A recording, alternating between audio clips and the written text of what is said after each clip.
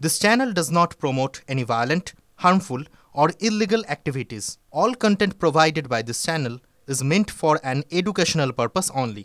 তিলোত্তমা আমাদের তিলোত্তমা এই তিলোত্তমার জন্য সুবিচার চেয়ে রাতভর স্লোগান গান কবিতায় প্রতিবাদ জানালো আমরা তিলোত্তমার সদস্যরা। রবিবার দুপুরে আমরা তিলোত্তমার ব্যানারে রাজপথে মহামিছিলে হাঁটেন চলচ্চিত্র জগতের কলা কৌশলে থেকে সাধারণ মানুষ। সন্ধ্যায় রানী রাসমণি রোডে মঞ্চ বেঁধে অবস্থানে বসেন তারা। Fair and bright night and day cream ত্বক থাকবে ব্রাইট সারাদিন, পলিউশন ফ্রি, ঠিক যেন রাতের ফোঁটা সাদা ফুল। সারাদিন হ্যাপি ব্রাইট স্কিন। স্বাস্থ্য দফতর, নারী ও শিশু কল্যাণ, শিক্ষা দফতর এবং পরিবহন দফতরে মেল করে নিজেদের দাবি পেশ করেন আমরা তিলোত্তমার সদস্যরা। এই দফতরগুলির শীর্ষ আধিকারিকদের সঙ্গে কথা বলার আর্জি জানান তারা। সোমবার ভোর পর্যন্ত রাজ্যের কোনো দফতর থেকে উত্তর পাননি তারা। প্রশাসন তাদের দাবিতে কান না দিলেও আন্দোলনে তারা অনড়। আগামী দিনে 11 দফা দাবি নিয়ে এই আন্দোলন জারি থাকবে বলে হুঁশিয়ারি আমরা তিলোত্তমার সদস্যদের।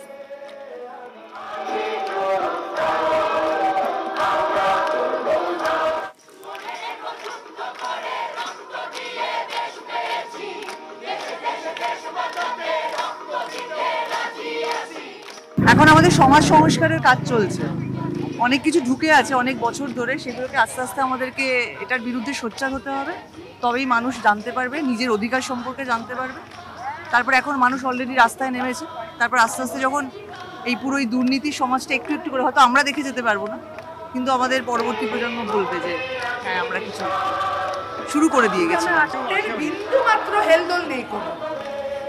তারা এখনো এটাই মনে করে চলেছেন যে যেহেতু আমরা আসছি, একটু মিছিল করছি, রাত জাগছি এবং বাড়ি চলে যাচ্ছি, তাতে আমাদের এরকম নয় যে আমরা আমাদের কষ্টটা বলছি, কিন্তু এই যে এতগুলো মানুষ থেকে কত কাজ সামলে তারপরেও আবার রাতও জাগছে, এই এফার্টগুলোর দাম ওনারা দিচ্ছেন না। 4 তারিখ পশ্চিমবঙ্গের কোথাও যেন ফাঁকা না থাকে। 5 তারিখ রেজাল্ট আসুক, পরবর্তী পদক্ষেপ তারপরে আমরা বলব। নাগরিক সমাজের মিছিল থেকে ফেরার পথে শ্লীলতাহানির অভিযোগ, মহিলাদের উদ্দেশ্যে কুৎসিত অঙ্গভঙ্গির অভিযোগ।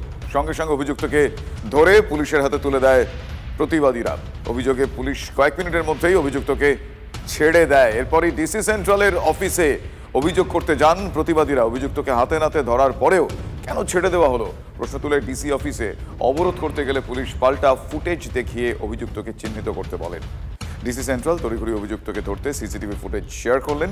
শুক্রবার রাতে মদ্যপ সিভিক ভলান্টিয়ারকে ছেড়ে দেওয়ার অভিযোগ ওঠে ট্রাফিক সার্জেন্টের বিরুদ্ধে। রবিবার ফের কাঠগড়ায় কলকাতা পুলিশ এবং তাদের ভূমিকা। শান্তিপূর্ণ মিছিল হয়েছে আমাদের এখানে আসার পর। আমরা কয়েকজন মেয়ে ছিলাম, যাকে মানে একটা পাগল খুব ভুলভাল ইঙ্গিত করেছে মেয়েদের দিকে তাকিয়ে। এবার তারপর তাকে ধরে পুলিশকে দেওয়া হয়েছে। পুলিশকে যখন দেওয়া হয়েছে, পুলিশের হাত থেকে নাকি সে বেরিয়ে গেছে। এখন ব্যাপারটা হচ্ছে হাত থেকে অপরাধী ফসকে বেরিয়ে যাচ্ছে, আমরা তাহলে কার কাছে যাবো? তাকে ধরতে পারছে না পুলিশ।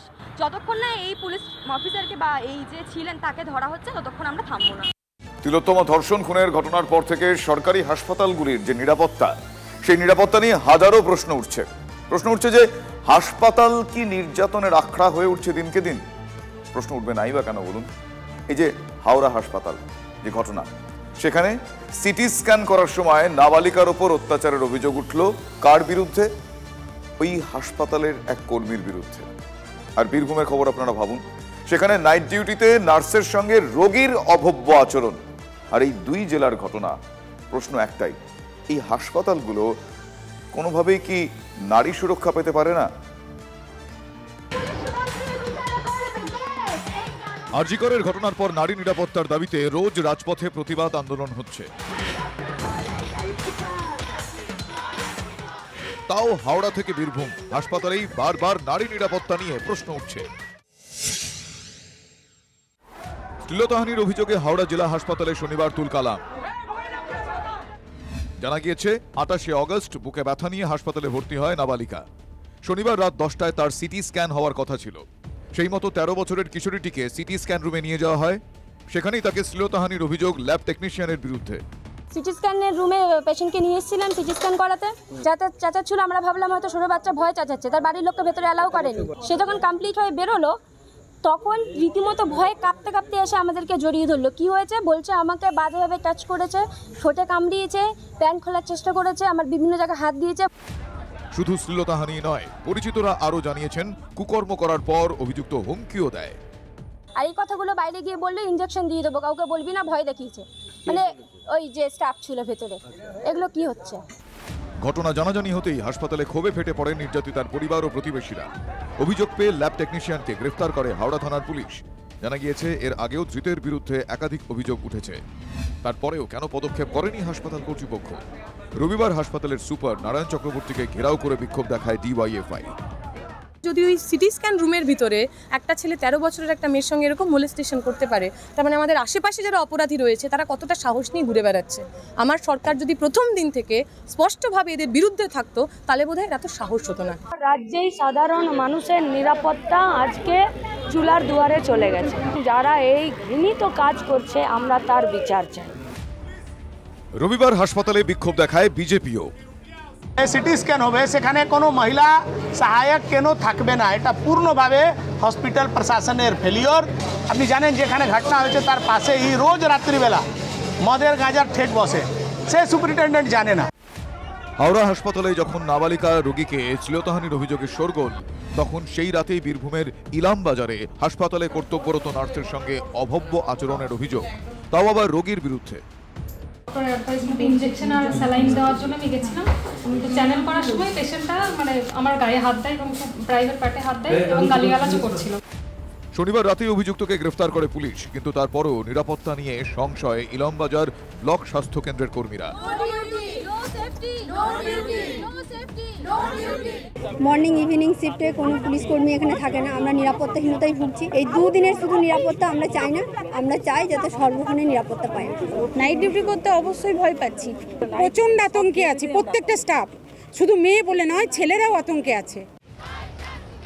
আরজিকর কাণ্ডে দোষীর শাস্তি চাইছে বাংলার মানুষ। হাসপাতালগুলিতে নিরাপত্তায় জোর দেওয়ার কথা বলছে সরকার, কিন্তু তারপরেও অপরাধের ঘটনা চলছেই সেই হাসপাতালে। চারপাশে এত কিছুর পরেও কি করে মেয়েদের উপর নির্যাতন, অভব্য আচরণ করার সাহস পাচ্ছে অভিযুক্তরা? সুব্রত হিমাদ্রির রিপোর্ট, TV9 বাংলা।